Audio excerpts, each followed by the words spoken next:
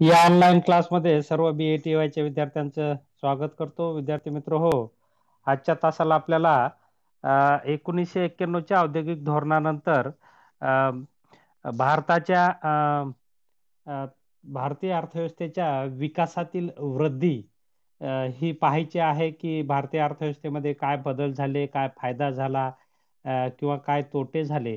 तर विशेषतः या ठिकाणी जी भारतीय अर्थव्यवस्थेची ग्रोथ झालेली आहे किंवा जी ट्रेंड आहे, ती विकासातील प्रवृत्ती या ठिकाणी आपल्याला पाहायची आहे.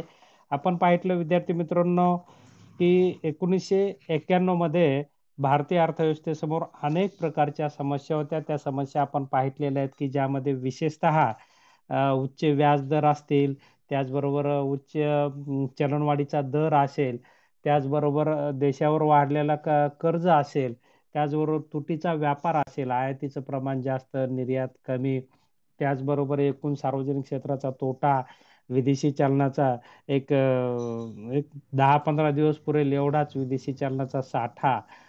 त्याचबरोबर एकंदरीत अर्थव्यवस्था आपली दिवाळखोरीत निघालेली आपल्याला दिसून येते आणि त्याचा परिणाम म्हणून यातून अर्थव्यवस्थेला बाहेर काढण्यासाठी त्यावेळेसचे पंतप्रधान पी.व्ही. नरसिंहराव आणि अर्थमंत्री मनमोहन सिंग यांनी 1991चं धोरण किंवा तशा प्रकारच्या आर्थिक सुधारणा आणि त्या सुधारणाचा एक भाग म्हणून 1991चं धोरण या ठिकाणी जाहीर केलं, की ज्या धोरणामध्ये आपण पाहतो, की जी बंदिस्त अर्थव्यवस्था होती, तिचे सगळे आपण पाहतो, की बंधने मुक्त केलेली आहे, की ज्यामध्ये आपण पाहतो, की 1991च्या धोरणाच्या पूर्वी भारतामध्ये विदेशी तंत्रज्ञान, विदेशी गुंतवणूक, विदेशी उद्योगाला बंदी होती किंवा त्यावर अनेक प्रकारची निर्बंध होती आणि त्यामुळे भारतीय अर्थव्यवस्था ही बंदिस्त अर्थव्यवस्था होती आणि भारतीय अर्थव्यवस्थेमध्ये उत्पादन, उपभोगाची जी प्रक्रिया होती, ती देशापुरतीच मर्यादित होती किंवा सार्वजनिक क्षेत्राच्या माध्यमातून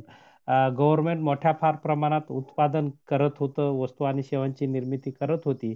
परंतु आपण पाहतो, की सार्वजनिक क्षेत्रातील उद्योगांची जी उत्पादन क्षमता होती किंवा जी कार्यक्षमता होती, ती फारच कमी होती आणि त्यामुळे त्यांचा तोटा, देशावर वाढणारं कर्ज, त्याचबरोबर विकासाचा मर्यादित वेग, साधारणपणे देशाच्या GDPमध्ये 2 ते 3% किंवा 3.5% पर्यंत होणारी वाढ आणि म्हणजे उत्पन्न कमी आणि खर्च जास्त.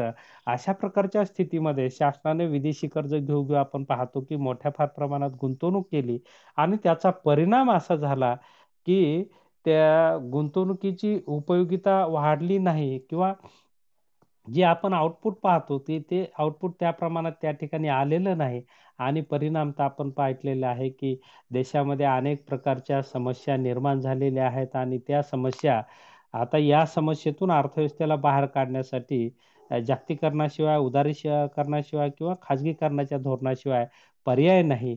अशा प्रकारची भूमिका त्या काळात तत्कालीन गव्हर्नमेंटनं मांडली आणि त्यामध्ये आपण पाहतो, की अर्थव्यवस्थेला बाहेर काढण्यासाठी एक नवीन आर्थिक धोरण स्वीकारलं आणि त्याचाच एक भाग म्हणून एक नवीन औद्योगिक धोरण जे की मुक्त अर्थव्यवस्थेकडे जाणारं किंवा जागतिकीकरणाचा पर्याय स्वीकारणारं किंवा अ, खुल्या व्यापाराचं धोरण स्वीकारणारं, या ठिकाणी तशा प्रकारच्या तरतूद असणारं एक औद्योगिक धोरण भारत सरकारने जाहीर केलं आणि त्याचा परिणाम आपण पाहतो, की आज भारताच्या अर्थव्यवस्थेचा विकास मोठ्या फार प्रमाणात झालेला आपल्याला दिसून येतो. आज आपण पाहतो की भारतीय अर्थव्यवस्था ही जागतिक पातळीवर दबदबा निर्माण केलेला आहे भारतीय अर्थव्यवस्थेने आणि अ, आज आपण पाहतो की बऱ्याच उत्पादनामध्ये भारत पहिल्या, दुसऱ्या, तिसऱ्या क्रमांकावर, चौथ्या क्रमांकावर असलेला आपल्याला दिसून येतो आणि त्यामुळे एक अ, एक चांगली झेप आपण पाहतो की जागतिकीकरणानंतर किंवा 1991च्या नंतर भारतीय अर्थव्यवस्थेने घेतलेली आहे. नाही म्हटलं तरी आज जगातील 6व्या क्रमांकाची अर्थव्यवस्था अशा प्रकारे नावलौकिक भारतीय अर्थव्यवस्थेने मिळवलेलं आहे आणि हे सगळं आपण पाहतो की हे मुक्त अर्थव्यवस्थेमुळे किंवा अर्थव्यवस्था खुली केल्यामुळे किंवा 1991च्या धोरणापासून आपण जी आर्थिक सुधारणा देशामध्ये लागू केल्या, त्या सुधारणाचा एक अनुकूल परिणाम हा आपल्याला पाहायला मिळतो, की ज्यामध्ये आपण पाहतो, की विदेशी गुंतवणुकीला मान्यता दिली, विदेशी तंत्रज्ञानाला मान्यता दिली, MRTP ॲक्ट शिथिल करण्यात आला, परवाना पद्धती बंद करण्यात आली, लघुउद्योगाचं आरक्षण कमी करून लघुउद्योगातील गुंतवणूक वाढ करून या ठिकाणी आधुनिक तंत्रज्ञानाला तिथे अनुकूल वातावरण निर्माण केलं आणि त्याचा परिणाम आपण पाहतो की सर्व अर्थव्यवस्था ही आज एक चांगल्या टप्प्यावर भारतीय अर्थव्यवस्था ही येऊन थांबलेली आहे असं आपल्याला दिसून येतं की त्या त्या काळाचे जे प्रश्न होते ते बरेच प्रश्न आज आपण या ठिकाणी सोडवलेले आहेत. आपण पाहतो की साधारणपणे अ, देशाच्या विकास दरापासून जर आपण सुरुवात केली तर भारतीय अर्थव्यवस्थेच्या GDPचा जो ग्रोथ रेट आहे तो आपण साधारणपणे 90-91 मध्ये आपण पाहिलेला आहे की तो 3.5% दरम्यानच होता.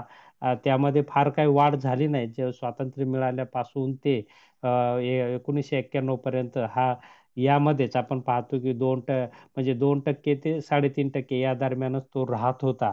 परंतु जेव्हा आपण जागतिकीकरणाचं धोरण स्वीकारलं किंवा अर्थव्यवस्था खुली केली किंवा नवीन सुधारणाविषयक धोरण स्वीकारलं किंवा 1991च्या औद्योगिक धोरणानंतर भारतीय अर्थव्यवस्थेचा विकास दर वाढायला या ठिकाणी मदत झाली. का मदत झाली? आपण पाहतो की त्यानंतर औद्योगिकीकरणाने वेग घेतला. औद्योगिकीकरण म्हणजे यांत्रिकीकरण, उत्पादन प्रक्रियेमध्ये आधुनिक तंत्रज्ञानाचा या ठिकाणी मोठ्या प्रमाणात वापर वाढला. त्याचबरोबर विदेशी गुंतवणुकीला आपण चालना दिली. त्यामुळे विदेशी गुंतवणूक वाढली, देशामध्ये गुंतवणूक वाढली, लोकांना रोजगार मिळाले. त्यामुळे लोकांच्या उत्पन्नात वाढ झाली, देशाच्या उत्पन्नात वाढ झाली आणि एक नैसर्गिक साधनांचा पर्याप्त वापर होऊ लागला असं आपल्याला दिसून येईल आणि त्यामुळे आपण पाहतो की परवाना पद्धती शिथिल केली. MRTP ॲक्टचे जे बंधन होते उद्योगाच्या गुंतवणुकीवर म्हणा, उद्योगाच्या विस्तारावर म्हणा, उद्योगाच्या विलिनीकरणावर म्हणा, हे सगळी बंधने गव्हर्नमेंटने शिथिल केली आणि आज तर आपण पाहतो की आपली अर्थव्यवस्था एवढी मुक्त केलेली आहे की हे सगळं ऑनलाईन आणि त्याला टाईम दिलेला आहे की एखाद्या विदेशी संस्थेने ऑनलाईन गुंतवणुकीसाठी अर्ज जर केला असेल किंवा देशात गुंतवणूक करायला अर्ज जर केला असेल तर आपण पाहतो की त्याचं 7 दिवसात निपटारा आता ऑनलाईन पद्धतीने होत आहे की एवढा वेग आता आपण पाहतो की जागतिक पातळीवर भारतीय अर्थव्यवस्थेने घेतलेला आहे किंवा अशा प्रकारचं एक चांगलं वातावरण या ठिकाणी भारतीय अर्थव्यवस्थेमध्ये आज असलेलं आपल्याला या ठिकाणी दिसून येतं आणि त्याचा परिणाम म्हणून भारताच्या एकंदरीत सगळ्या क्षेत्रामध्ये मग कृषी क्षेत्र असेल, उद्योग क्षेत्र असेल आणि व्यापार क्षेत्र असेल, ह्या सगळ्या क्षेत्रामध्ये उद्योग क्षेत्र असेल, सेवा क्षेत्र असेल, कृषी क्षेत्र असेल, या तिन्ही क्षेत्रामध्ये मोठ्या प्रमाणात बदल होऊन आज हे क्षेत्र आपण पाहतो की अशा एक चांगल्या टप्प्यावर येऊन आलेले आहेत असं आपल्याला दिसून येतं आणि त्याचाच परिपाक म्हणून जगातील एवढी म्हणजे भारतात जगाच्या तुलनेत भारतात एक 18% लोकसंख्या असूनही भारताचा विकास दर, भारतीय अर्थव्यवस्थेचा विकास दर जागतिक पातळीवर जर तुलना आपण केली तर दुसऱ्या क्रमांकाची अर्थव्यवस्था आहे जलद गतीने ग्रोथ होणारी आपण पाहतो की आणि भविष्यात ते आपण पाहतो की आपला विकास दर हा चीनपेक्षाही जास्त वाढू शकतो. अशा प्रकारे नियोजन भारत सरकारने केलेलं आहे किंवा हा हा अनुकूल परिणाम आपण पाहतो की 1991च्या औद्योगिक धोरणानंतर जे आपण जागतिकीकरण, उदारीकरण आणि खाजगीकरणाचं धोरण स्वीकारलेलं आहे त्याचा हा अनुकूल परिणाम असलेला आपल्याला दिसून येतो. साधारणपणे आपण पाहतो की 2007-8 मध्ये देशाच्या GDPचा विकास दर 10.2% पर्यंत भारतीय अर्थव्यवस्थेने गाठला होता. जो की सुरुवातीला 3-3.5% पर्यंतच अर्थव्यवस्था होती. म्हणजे एवढा विकास दर आपण पाहतो की अर्थव्यवस्थेचा जलद गतीने विकास झाला. त्याचबरोबर त्यावेळेस आपण पाहूया की भारताचं दरडोई उत्पन्न 90-91ला साधारणपणे 65,000 होतं. आज आपण पाहतो की 1,26,406 रुपये या ठिकाणी झालेला आहे. म्हणजे दरडोई उत्पन्नातही मोठ्या प्रमाणात वाढ झालेली आपल्याला दिसून येते. त्याचबरोबर आपण पाहतो की कृषी उत्पादनामध्येही प्रचंड प्रमाणात वाढ झालेली आहे. आज आपण पाहतो की रेकॉर्ड ब्रेक असं एवढं कृषी उत्पादन या ठिकाणी वाढलेलं आपल्याला दिसून येतं की त्याचबरोबर कृषी क्षेत्राचा विकास दरही वाढलेला आहे. कृषीमध्ये गुंतवणूक वाढलेली आहे. कृषीमध्ये आधुनिक तंत्रज्ञानाचा वापर वाढलेला आहे. कृषीमध्ये आपण पाहतो की खूप मोठ्या प्रमाणात बदल झालेले आहेत उत्पादन प्रक्रियेमध्ये आणि त्याच्या म्हणजे शेतीच्या आदानांमध्ये आणि प्रदानांमध्येही म्हणजे शेतमालाची गुणवत्ता वाढलेली आहे. त्यामुळे त्याच्यावर प्रक्रिया करणाऱ्या कारखान्यांना आपण पाहतो की फायदा मिळतो आहे. त्याचबरोबर शेतीमध्ये आधुनिक बियाणे, खते, रासायनिक यांचा वापर मोठ्या फार प्रमाणात वाढल्यामुळे उत्पादकता वाढलेली आहे. शेती क्षेत्र आपण पाहतो की उच्च दर्जाच्या आज शेती क्षेत्रामध्ये भारत चांगले पिकं घेऊ शकत आहे आणि त्यामुळे आपण पाहतो की या ठिकाणी सर्वांच्या गरजा पूर्ण होऊन शेती कृषी क्षेत्राची निर्यात देखील वाढलेली आहे आणि त्यामुळे मोठ्या फार प्रमाणात आपण पाहतो की विदेशी चलन या ठिकाणी प्राप्त होत आहे. एकंदरीत हे सगळं आपलं पाहूया की या ठिकाणी कृषी उत्पादनाची आकडेवारी आपल्याकडे आहे की 1990-91 मध्ये तांदळाचं उत्पादन होतं 742.9 लाख टन. आज आपण पाहतो 1919-20 मध्ये 1184.30 लाख टन उत्पादन वाढलेलं आहे. गहू 90-91 मध्ये गव्हाचं उत्पादन होतं 551.4 लाख टन.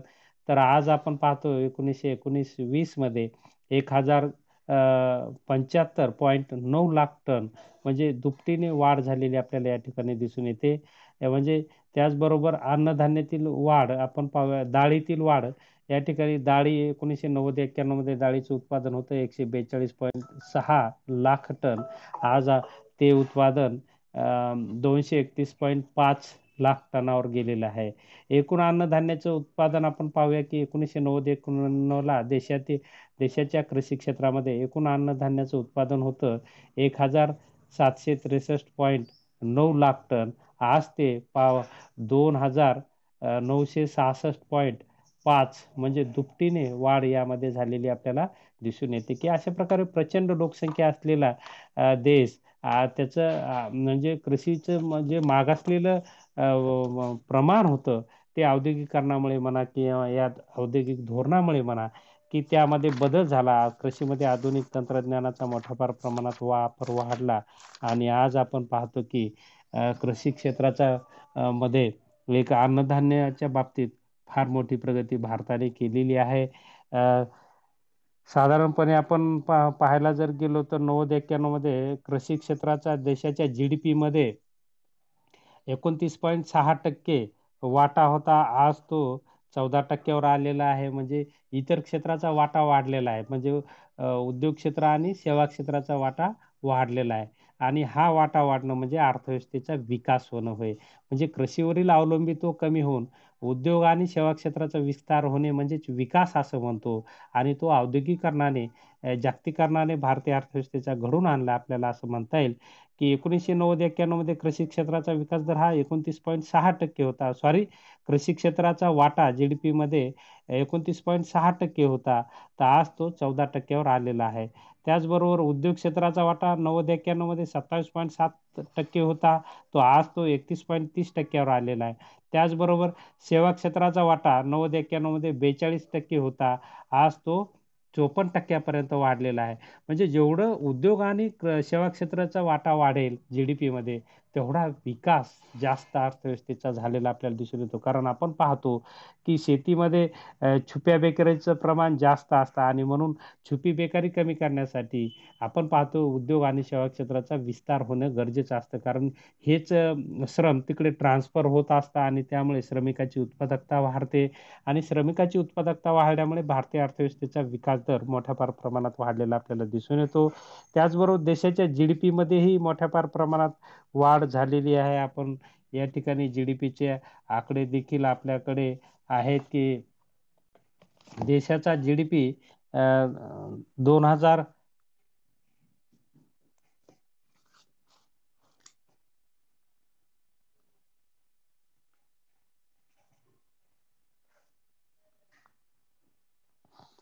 13 मध्ये देशाचा जीडीपी जो 12-13 मध्ये या ठिकाणी 92 लाख 26,879 कोटी होता. त्यावेळेस दरडोई उत्पन्न 71,000 होतं. आज आपण पाहतो की हा जीडीपी 1,40,77,586 कोटीवर जाऊन पोहोचलेला आहे आणि दरडोई उत्पन्न आपण पाहतो की 1,26,406 रुपये झालेलं आहे. म्हणजे ही वाढ खूप मोठी असल्याचे आपल्याला या ठिकाणी दिसून येतं, की हे सगळं आपण पाहतो की जागतिकीकरणामुळे हे सगळं झालेलं आहे. त्याचबरोबर रोजगाराच्या बाबतीतही या ठिकाणी आपल्याकडे आकडेवारी आहे की 1990-91 मध्ये या ठिकाणी खाजगी क्षेत्रातील सार्वजनिक क्षेत्रात रोजगार 192.10 लाख होता आणि खाजगी क्षेत्रातील रोजगार 78.50 होता. एकूण रोजगार 1990-91 346.30 लाख होता. त्यामध्ये वाढ होऊन 2011-12 मध्ये आपल्याला दिसून येतं की सार्वजनिक क्षेत्रातील रोजगारात घट झालेली आहे की 192.10 वरून 176.10 झालेला आहे आणि खाजगी क्षेत्रात रोजगाराच्या संधी वाढलेल्या आहेत जागतिकीकरणामुळे, जे की 90-91ला खाजगी क्षेत्रात रोजगाराच्या संधी 78.50 लाख लोकांना मिळाल्या होत्या की जे 11-12 मध्ये 114.50 लाख लोकांना संधी म्हणजे मिळालेल्या आहेत. म्हणजे खाजगी क्षेत्रात रोजगाराचं प्रमाण आता वाढलेलं आहे आणि एकूण देशातील रोजगार हा 90-91ला 346.30 होता, तर 2011-12ला तो 388.30 लाख झालेला आपल्याला दिसून येतं. साधारणपणे रोजगारातही मोठ्या फार प्रमाणात वाढ झालेली आपल्याला दिसून येते.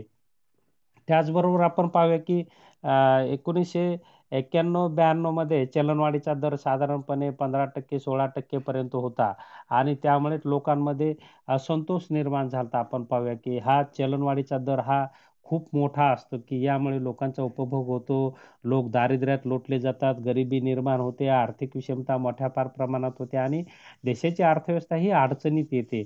लोक गव्हर्नमेंटच्या विरोधात जातात. आपण पाहूया चलनवाढ ही चांगली नसते, कारण चलनवाढीमुळे लोकांचा उपभोग कमी होतो, लोकांचं वास्तव उत्पन्न कमी होतं आणि चलनवाढीचा फटका सर्वात गरीब लोकांना जास्त मिळतो आणि म्हणून आपण पाहूया की 1991 मध्ये मोठ्या फार प्रमाणात चलनवाढ होती, परंतु आज आपण पाहतो की मागणी आणि पुरवठ्यामध्ये शासनाने मोठ्या फार प्रमाणात विदेशी गुंतवणुकीच्या बाबतीत किंवा जागतिकीकरणाच्या धोरणांमुळे आपण पाहतो की समतोल निर्माण केलेला आहे. आज आपण साधारणपणे 4 ते 5% ही चलनवाढीचा दर मागच्या 2-4 वर्षात कंटिन्यू असलेला आपल्याला दिसून येतो. म्हणजे चलनवाढ देखील स्थिर झालेली आहे आणि आपण पाहतो की 3-4% चलनवाढीचा दर हा विकासाला पूरक असतो. त्यामधून समाजावर म्हणजे प्रतिकूल परिणाम होत नाही. म्हणजे चलनवाढ जर 2 डिजिटमध्ये असेल तर ती लोकांची पिळवणूक करणारी असते, अर्थव्यवस्थेमध्ये अडथळे निर्माण करणारी असते. परंतु आपण पाहतो की 3 ते 4% चलनवाढीचा दर हा देशाच्या विकासाला पूरक असतो. अशा प्रकारची स्थिती चलनवाढीच्या बाबतीतही भारताची झालेली आपल्याला दिसून येते, की ज्यामध्ये आपण चलनवाढीतही कंट्रोल मिळवलेला आहे. त्याचबरोबर या ठिकाणी आज म्हणजे सुपर पॉवर इंडिया अशा प्रकारची कन्सेप्ट घेऊन भारत आज विकास करत आहे. अ, अ, तर त्याचबरोबर आपण पाहतो की देशाची निर्यात मोठ्या फार प्रमाणात वाढलेली आहे. विदेशी चलनसाठा त्यावेळेस फक्त 15 दिवस पुरेल एवढाच उपलब्ध होता. आज आपल्याकडे विदेशी चलनसाठा हा मोठ्या फार प्रमाणात वाढलेला आहे.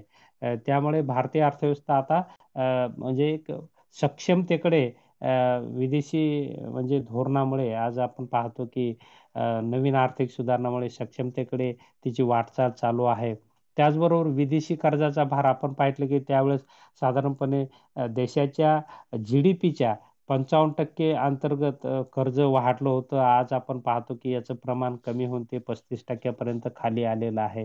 त्याचबरोबर भारताने संरक्षण क्षेत्रातही मोठ्या फार प्रमाणात भरारी घेतलेली आहे, की संरक्षण क्षेत्राचाही विकास भरपूर झालेला आहे किंवा आधुनिकीकरण त्यामध्ये आलेलं आहे. त्याचबरोबर देशाचं औद्योगिकीकरण वाढलेलं आहे. आपण पाहतो की अ, सूक्ष्म, लघु, मध्यम व मोठ्या उद्योगात आधुनिक तंत्रज्ञानाचा मोठ्या फार प्रमाणात वापर वाढला आहे. त्याचबरोबर उत्पादन वाढीचा वेग वाढलेला आहे. त्यामुळे वस्तूच्या किमती, गुणवत्ता वाढत आहे, किमती कमी होत आहेत आणि त्यामुळे देश आता आत्मनिर्भरतेकडे आपण झुकतोय असं आपल्याला म्हणता येईल. त्याचबरोबर ग्रामीण विकासही आता मोठ्या फार प्रमाणात झालेला आहे. पायाभूत सुविधामध्ये मोठ्या फार प्रमाणात वाढ झालेली आपण पाहतो की पूर्वी रस्ते नव्हते. एखाद्या खेड्याला जायचं म्हणजे फार म्हणजे दिव्य ते काम होतं. आज आपण पाहतो की पंतप्रधान सडक योजनेच्या अंतर्गत आपण पाहतो की मोठ्या फार प्रमाणात पक्के रस्त्यांनी गावं जोडलेली आहे. जवळपास साधारणपणे प्रत्येक खेड्याला आता रस्ता मजबूत बारमाही असा पक्का रस्ता या ठिकाणी शासनाने निर्माण केलेला आहे, की हे सगळं जागतिकीकरणामुळे शक्य झालेलं आहे. आपण पाहूया की त्यामुळे ग्रामीण भागात 100% वीज प्रत्येक गावात पोहोचलेली आहे. अ, आणि त्याचबरोबर मार्केटचा विस्तार आहे, बाजारपेठेचा विस्तारही मोठ्या फार प्रमाणात झालेला आहे. पक्क्या रस्त्यांमुळे गावातील शेतमाल हा शहरी मार्केटमध्ये येत आहे. त्यांना चांगली किंमत मिळत आहे आणि चांगली किंमत मिळाल्यामुळे शेतकऱ्यांच्या उत्पन्नातही वाढ झालेली आपल्याला दिसून येत आहे. त्यामुळे ग्रामीण विकासाला चालना मिळाली असं आपल्याला म्हणता येईल, की आज आपण पाहतो की ग्रामीण भागात मोठ्या फार प्रमाणात बँकिंग विस्तारही वाढलेला आहे. 1990-91 मध्ये आपण पाहतो की फक्त सरकारी बँकाच होत्या. आज सरकारसोबत खाजगी बँकाही, विदेशी बँकाही आलेल्या आहेत आणि ज्या मोठ्या फार प्रमाणात कर्ज पुरवठा करत आहेत. त्यावेळेस आपण पाहतो की 90-91 ला 14%, 15%, 16% दराने बँका कर्ज देत होत्या. आज आपण पाहतो की 4%, 5%, 8% पर्यंत म्हणजे कर्जाचे दर खाली आलेले आहेत. म्हणजे म्हणजे कर्ज स्वस्त झालेलं आहे आणि त्यामुळे अर्थव्यवस्थेमध्ये पैशाचा पुरवठा वाढून लोकांचे आपण पाहतो की व्यवहारांची संख्या ही वाढलेली आहे. आणि त्यामुळे आज आपण पाहतो की अ, एक एक अनुकूल वातावरण त्यामुळे देशाच्या अर्थव्यवस्थेमध्ये निर्माण झालेलं आपल्याला दिसून येईल. त्याचबरोबर लोकांचं उपभोग देखील वाढलेला आहे. त्याचबरोबर देशातील बचत गुंतवणुकीचा दर वाढलेला आहे. साधारणपणे आपण पाहतो की आज बचतीचा दर हा 34-35% वर गेलेला आहे आणि गुंतवणुकी 30-40%, 40% पर्यंत गेलेली आहे. म्हणजे यामध्येही मोठ्या फार प्रमाणात वाढ झालेली आहे. देशाची निर्यातही मोठ्या फार प्रमाणात वाढलेली आहे. कारण निर्यातीला प्रोत्साहन देणारं धोरण नंतर शासनाने सुरू केलेलं आहे. आणि त्यामुळे आपण पाहूया की देशामध्ये मोठ्या फार प्रमाणात निर्यात वाढलेली आहे. त्याचबरोबर औद्योगिक उत्पादनही मोठ्या फार प्रमाणात वाढलेलं आहे, की विशेषतः या ठिकाणी पेट्रोल उत्पादनाची आपल्याकडे या ठिकाणी आकडेवारी आहे, की 90-91 ला क्रूड ऑइल आपण पाहतो की 28 मिलियन मेट्रिक टन होत होतं आणि पी-ओ-एल प्रोडक्ट हा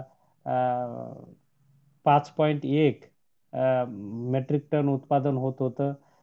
त्याची आपल्याला आयात मोठ्या फार प्रमाणात करावं लागत होती. त्या काळात 90-91 मध्ये क्रूड ऑइल आपण 30 मेट्रिक टन तर पी पी-ओ-एल प्रोडक्ट आपण 10 मेट्रिक टन आयात करत होतो. परंतु 2019-20 मध्ये यामध्ये मोठ्या फार प्रमाणात सुधारणा झाली. आपण पाहूया की 2000 म्हणजे 2019-20 मध्ये क्रूड ऑइल आपल्या 32-28 वरून म्हणजे 90-91 ला 28 होतं. त्यानंतर वाढ झाली त्यामध्ये 32 झालेलं आहे. पी-ओ-एलचं उत्पादन आपण पाहूया की 5.1 होतं. अ, अ, 51 होतं. 90-91 मध्ये 51 होतं तर ते 2019-20 मध्ये 263 मेट्रिक टन एवढं त्यामध्ये वाढ झालेली आपल्याला दिसून येते. त्याचबरोबर च्या आयातीमध्येही वाढ झालेली आहे. क्रूड ऑइल 30 वरून 227 आणि याचं उत्पादन आयात 10 वरून 43 मेट्रिक टन झालेलं आपल्याला दिसून येतं. तर साधारणपणे अशा प्रकारे पेट्रोल उत्पादनातही आपण प्रगती केलेली आहे. त्याचबरोबर उत्पादन या ठिकाणी विदेशी व्यापाराच्या बाबतीतही आपल्याकडे आकडेवारी आहे की 90-91 मध्ये या ठिकाणी निर्यात 32,558 होती, तर 19-20 मध्ये ही निर्यात वाढून 22,18,233 या ठिकाणी कोटी रुपयाची झालेली आपल्याला दिसून येते. तर आयात त्यावेळेस आपण पाहूया की 90-91 मध्ये 43,193 कोटी रुपयाची होती. तर त्यानंतर आयातीमध्येही वाढ झालेली आपल्याला दिसून येते. 3,35,000 या ठिकाणी 33,55,762 अशा प्रकारची आयात वाढलेली आहे. थोडक्यात निर्यात म्हणजे भारताचा विदेशी व्यापार वाढलेला आहे असं आपल्याला त्यावरून थोडक्यात सांगता येईल, की विदेशी व्यापारामध्येही मोठ्या फार प्रमाणात वाढ झालेली आहे. त्याचबरोबर जागतिकीकरणाचा एक सर्वात मोठा फायदा कृषीवरील अवलंबित्व असणारी लोकसंख्या कमी होऊन आता आपण पाहतो, की हीच लोकसंख्या आता उद्योग क्षेत्राकडे आणि सेवा क्षेत्राकडे वळत आहे. त्यावेळेस आपण पाहूया, की 90-91 मध्ये कृषीवर आधारित लोकसंख्या साधारणपणे 65 ते 70% दरम्यान होती. आज आपण पाहतो हे प्रमाण 46% वर आलेलं आहे. उद्योग क्षेत्रातील लोकसंख्या म्हणजे काम करणाऱ्या लोकांची संख्या आता 22% झालेली आहे आणि सेवा क्षेत्रात 32% झालेली आहे. म्हणजे एकंदरीत आपण पाहूया, की उद्योग आणि सेवा क्षेत्रातील रोजगार आता वाढत आहे आणि त्यामुळे आपण पाहतो, की ही ही वाढ एक देशाच्या विकासाला अनुकूल अशी असते असं आपल्याला म्हणता येईल. त्याचबरोबर आर्थिक विषमता देशातील कमी होण्यासही मदत झालेली आपल्याला दिसून येते, की जागतिकीकरणामुळे बऱ्याच लोकांचं उत्पादन हे वाढलेलं आहे, उत्पन्न वाढलेलं आहे आणि त्यामुळे आर्थिक विषमता कमी झालेली आपल्याला दिसून येते.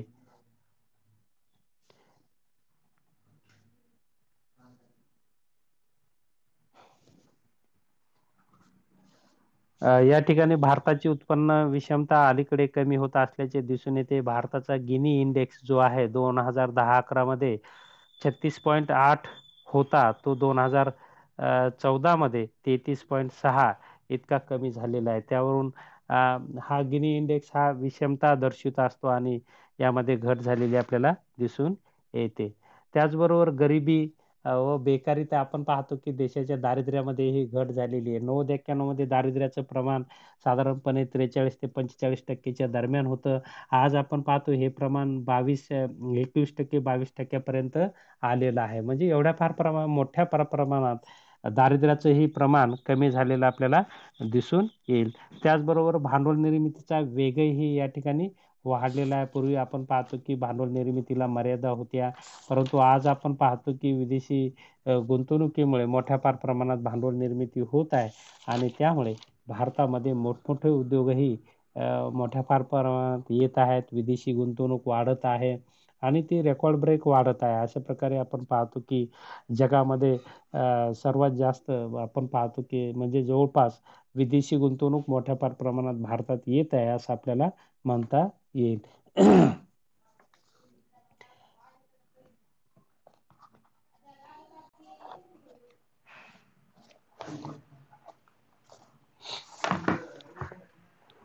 त्याचबरोबर औद्योगिकीकरणाचाही वेग आता वाढलेला आहे, की प्रत्येक क्षेत्रामध्ये आधुनिक तंत्रज्ञानाचा वापर त्या ठिकाणी केला जात आहे. त्याचबरोबर देशामध्ये मोठ्या फार प्रमाणात पायाभूत सुविधाही वाढलेल्या आपण पाहूया, की अ, रस्त्यांची संख्या वाढलेली आहे, रेल्वे ट्रॅकची संख्या वाढलेली आहे, रेल्वेची संख्या वाढलेली आहे, हवाई वाहतूकही वाढलेली आहे. त्याचबरोबर जलवाहतुकीमध्ये मोठ्या फार प्रमाणात सुधारणा झालेल्या आहे. त्याचबरोबर आपण पाहतो, की ग्रामीण भागापर्यंत आता इंटरनेट गेलेलं आहे. त्यामुळे लोकांची ऑनलाईन सुविधा या ठिकाणी वाढलेल्या आहेत. बँकिंगमध्ये खूप सुधारणा झालेल्या आहेत. आपण पाहूया, की सर्वात मोठ्या सुधारणा आपण बँकिंग क्षेत्रात पाहावयास मिळतात, की एक तर बँकेचे व्याजदर कमी झाले आणि बँकिंग प्रणाली ही खूप सोयीची, लोकांच्या सोयीची झालेली आपल्याला दिसून येते, की आता ऑनलाईन बँकिंग झालेली आहे आणि त्यामुळे ऑनलाईन बँकिंगमुळे देशातील काळ्या पैशाचं प्रमाण या ठिकाणी कमी होण्यास मदत झालेली आहे. लोकांचाही बँकिंग व्यवहार वाढलेला आहे, आर्थिक साक्षरता वाढलेली आहे किंवा आज आपण पाहतो, की मोदी गव्हर्नमेंटने जनधन योजना या ठिकाणी आणून त्या माध्यमातून 40 कोटी लोकांचं खातं या ठिकाणी शून्य अमाऊंटमध्ये ओपन केलेलं आहे आणि त्यामुळे लोकांचा आता बँकिंग क्षेत्रामध्ये समावेश मोठ्या फार प्रमाणात वाढलेला आहे. हे जागतिकीकरणाचं एक फायदा झालेला आपल्याला या ठिकाणी दिसून येतो, की लोक आता बँकेत पैसा ठेवायला लागलेले, बँकेच्या माध्यमातून व्यवहार करायला लागलेले आहेत आणि त्यामुळे बँकेच्या माध्यमातून व्यवहार केल्यामुळे बँकेमध्ये बचत निर्माण होते आणि बचत ही देशाच्या विकासाला भांडवल म्हणून उपयोगाला येत असते आणि त्यामुळे आपण पाहावे, की मोठ्या फार प्रमाणात देशामध्ये भांडवल निर्माण होत आहे असं आपल्याला दिसून येतं.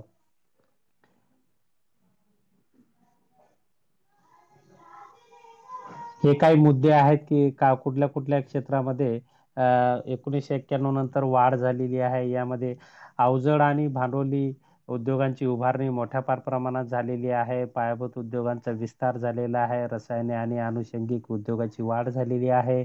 सार्वजनिक क्षेत्राचा अ, या ठिकाणी सार्वजनिक क्षेत्राचा आपण पाहतो की विस्तार कमी करून खाजगी क्षेत्राला या ठिकाणी संधी दिलेली आहे. उपभोग्य वस्तूंच्या उत्पादनात मोठ्या प्रमाणात वाढ झालेली आहे. त्यानंतर विकेंद्रित विकास मोठ्या प्रमाणात झालेला आहे. लघु उद्योग, सूक्ष्म उद्योग आणि मध्यम उद्योगाच्या माध्यमातून. कारण आपण पाहतो की खाजगी, सहकारी,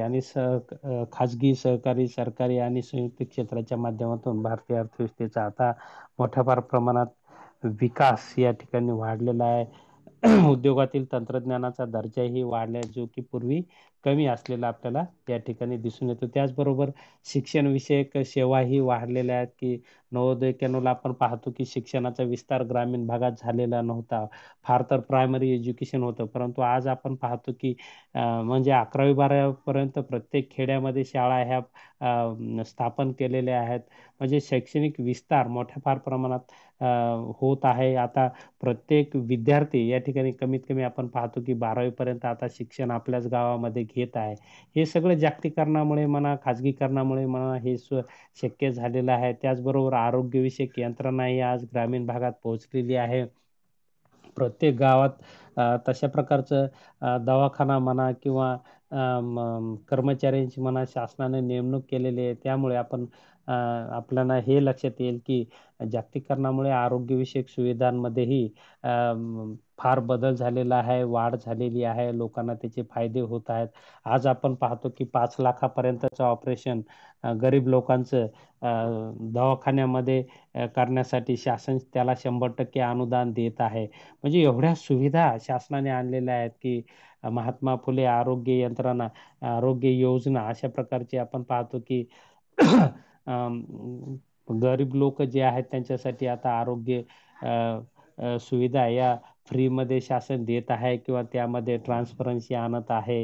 ह्या सगळ्या गोष्टी आपण पाहतो की राशन दुकानाच्या माध्यमातून आपण पाहतो की ₹2, ₹1 किलोच्या म्हणजे कमी किमतीमध्ये साधारणपणे जास्तीत जास्त अन्नधान्य गरीब लोकांना उपलब्ध करून देण्याची ऑनलाईन पद्धत आता सुरू केलेली आहे.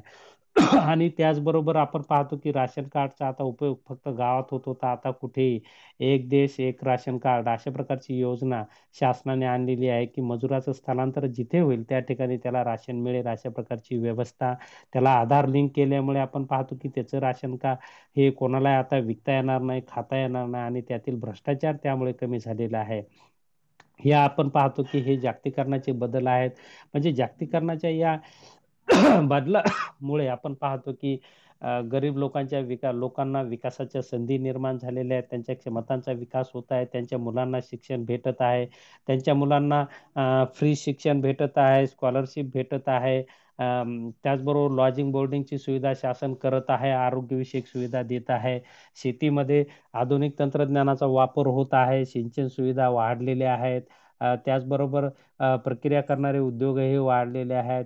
आधुनिक आदानांचा पुरवठा या ठिकाणी होत आहे. कृषी विम्याच्या माध्यमातून शेतीला संरक्षण दिलेलं आहे. नुकसान भरपाई शेतकऱ्यांना नैसर्गिक आपत्तीच्या वेळेस तीही मिळत आहे. म्हणजे अशा प्रकारचे एक आधुनिक हे ट्रेंड आणलेला आहे. त्याचबरोबर शेतकऱ्यांचा विमा काढून शासनाने सुरक्षा कवचही निर्माण केलेलं आहे की पूर्वी हे नव्हतं. आज आपण पाहतो की पूर्वी फक्त एकच विमा कंपनी होती, LIC इन्शुरन्स कंपनी आपण पाहतो ती सरकारी कंपनी होती. आज खाजगी कंपन्या मोठ्या प्रमाणात यामध्ये आलेल्या आहेत. त्याबरोबर गुंतवणूक क्षेत्रातही शेअर मार्केटचा विस्तार मोठ्या प्रमाणात झालेला आहे की त्यावेळेस आपण पाहतोय की 90-91ला साधारणपणे 7-8 हजार असाच आपला शेअर निर्देशांक होता. आज तो 30,000चा आकडा त्याने ओलांडलेला आहे की अशा प्रकारचा बदल हा जागतिकीकरणामुळे झालेला आहे. आज आपण पाहतो की गावातले मुलींचं शिक्षण या ठिकाणी शासनाने फ्री केलेलं आहे. त्याचबरोबर जे सेवाज्येष्ठ मंडळी आहेत त्यांनाही सन्मानानं जीवन जगता यावं यासाठी शासनाच्या अनेक आपण पाहतो की जगामध्ये सर्वात जास्त ज्या सामाजिक कल्याणाच्या योजना कुठे असतील तर त्या भारतामध्ये आज सुरू झालेल्या आहेत. म्हणजे सामाजिक कल्याण सांभाळून देशाचा विकास करणे अशा प्रकारचं एक समतोल भारतीय शासनाने किंवा भारतीय अर्थव्यवस्थेमध्ये सांभाळला जातो आणि त्याचा परिणाम आज आपण पाहतो अ, की भारतातील सर्वच लोक त्यांच्या सर्वच लोकांना विकासाच्या संधी या ठिकाणी निर्माण झालेल्या आहेत किंवा त्यांना त्यांच्यामध्ये सामाजिक सुरक्षितता निर्माण करण्याचं कार्य शासनाने केलेलं आहे.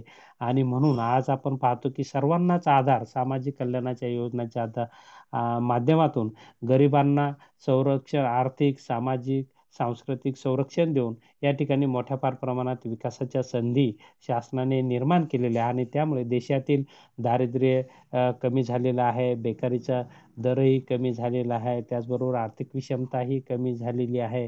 त्याचबरोबर देशातील इतर जे भेद होते, स्त्री-पुरुष भेद म्हणा, शासनाने ते दूर केलेले आहेत, की मुलींच्या शिक्षणालाही संधी दिलेली आहे.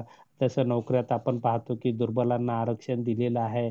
मागासलेल्यांना आरक्षण देऊन त्यांचा अ, अ, म्हणजे विकासाच्या प्रवाहामध्ये वाटा वाढवण्याचा शासनाकडून मोठ्या फार प्रमाणात प्रयत्न होत आहे. आणि याचाच परिणाम आज आपण पाहतो, की लोकांच्या उपभोगात वाढ झालेली आहे, क्रयशक्तीमध्ये वाढ झालेली आहे आणि त्यामुळे जागतिक पातळीवर भारतीय अर्थव्यवस्था आता दबदबा निर्माण झालेला आहे. 6व्या आता आपण पाहतो की भारतीय अर्थव्यवस्था $5 ट्रिलियन ची करण्याचं शासनाने उद्देश ठेवलेला आहे 2022 पर्यंत.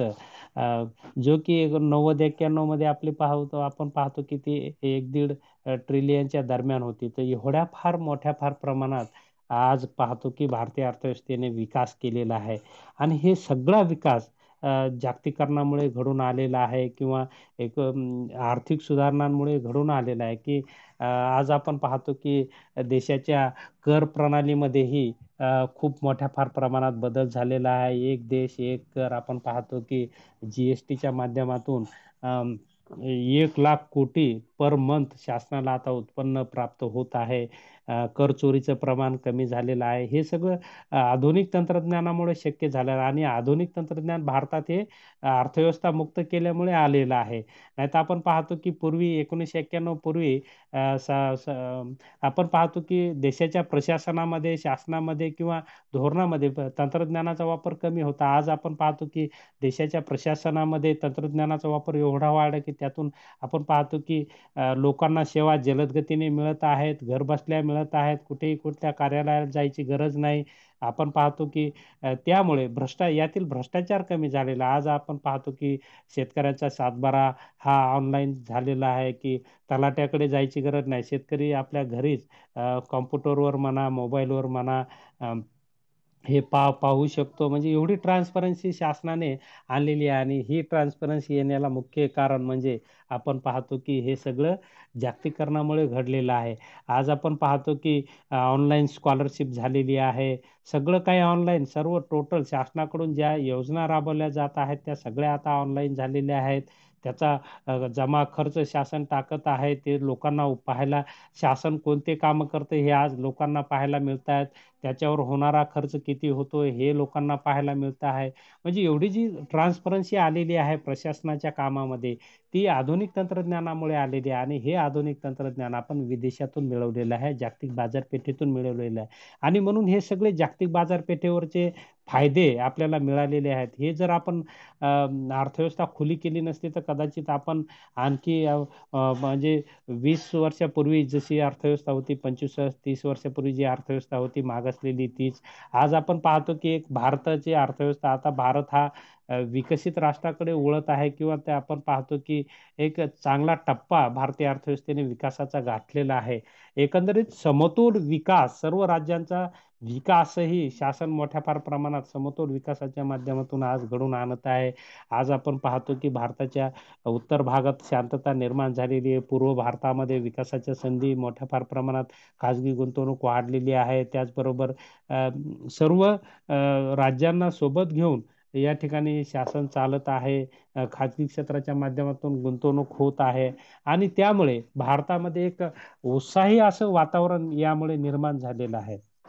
आणि म्हणून आपण पाहूया की हे सगळं आर्थिक सुधारणांचा परिणाम आहे. नवीन आर्थिक सुधारणा स्वीकारल्यामुळेच आज भारताचा एवढ्या मोठ्या फार प्रमाणात सर्वच क्षेत्रामध्ये, मग कृषी क्षेत्र असेल, उद्योग क्षेत्र असेल, सेवा क्षेत्र असेल आणि अ, लोकसंख्येचाही विकास आपण पाहतो की आज आपला ह्युमन इंडेक्स मोठ्या फार प्रमाणात वाढलेला आहे. अ, मुलांचं शाळेत जाण्याचं प्रमाण वाढलेलं आहे. उच्च शिक्षण घेण्याचंही प्रमाण वाढलेलं आहे, की हे सगळं यामधील होणाऱ्या खाजगी सरकारी गुंतवणुकीमुळे म्हणा किंवा विदेशी तंत्रज्ञानामुळे म्हणा, हे सगळं शक्य झालेलं आहे. आज आपण पाहतो की जगामध्ये भारतातील सॉफ्टवेअर इंजिनियर्स या पूर्ण जगामध्ये प्रत्येक राष्ट्रात या ठिकाणी जाऊन काम करत आहेत. आज अम, यामध्ये अतिशयोक्ती वाटणार नाही की अमेरिकेची अर्थव्यवस्था भारतीय लोकांनी कॅप्चर केलेली आपल्याला दिसून येते, की अमेरिकेमध्ये जे आता इंजिनियर्स आहेत, सॉफ्टवेअर तंत्रज्ञानामध्ये जी डेव्हलपमेंट होत आहे, त्यामध्ये भारतीय मुलांचं खूप मोठं प्रमाण आहे, की जगामध्ये अशा प्रकारचं एक ह्युमन डेव्हलपमेंट आपल्या भारतात झाल्यामुळे, की एक चांगलं शिक्षण लोकांना मिळाल्यामुळे आता जागतिक पातळीवर लोक आता रोजगार मिळवत आहेत. आणि त्यामुळे रोजगाराच्या संधीही मोठ्या फार प्रमाणात वाढलेल्या आहेत. आज आपण पाहतो की इंजिनिअरिंग वस्तूमधील निर्यात मोठ्या फार प्रमाणात वाढलेली आहे, किंवा तशा प्रकारचं आपले मुलं शिक्षण घेत आहेत आणि जागतिक अर्थव्यवस्थेमध्ये दबदबा निर्माण करत आहे. हे सगळं नवीन आर्थिक सुधारणांचा परिणाम आहे. आज आधुनिक तंत्र शिक्षण देणाऱ्या संस्था भारतामध्ये मोठ्या फार प्रमाणात झालेल्या आहेत, ज्याला आपण म्हणतो IIT आहे, NIT असतील, त्यानंतर MBA सारखं शिक्षण आपण MIT वगैरे, हे आधुनिक शिक्षण देणाऱ्या, तंत्रज्ञानचं शिक्षण देणाऱ्या सगळ्या संस्था आता भारतात आलेल्या आहेत. त्याचबरोबर इतरही शैक्षणिक संस्थांमध्ये मोठ्या फार प्रमाणात संख्या वाढलेली आहे आणि एक गुणवत्तायुक्त शिक्षण भारतीय लोकांना या जागतिकीकरणामुळे मिळत आहे. आणि एक एकंदरीत विकासाला पूरक असं वातावरण जागतिकीकरणामुळे किंवा 1991च्या आर्थिक आर्थिक सुधारणांमुळे भारतीय अर्थव्यवस्थेत निर्माण झालेलं आपल्याला दिसून येतं, किंवा आज जो भारताचा विकास झालेला आहे त्याला ह्या सगळ्या गोष्टी आपण पाहतो की 1991चं धोरण, आर्थिक सुधारणा धोरण असेल, औद्योगिक धोरण असेल, हे धोरण त्याला कारणीभूत असलेलं आपल्याला सांगता येईल. तर या क्लासला आपण उपलब्ध झालात, शांतपणे ऐकून घेतलं त्याबद्दल आपले आभार व्यक्त करतो आणि या ठिकाणी थांबतो. धन्यवाद.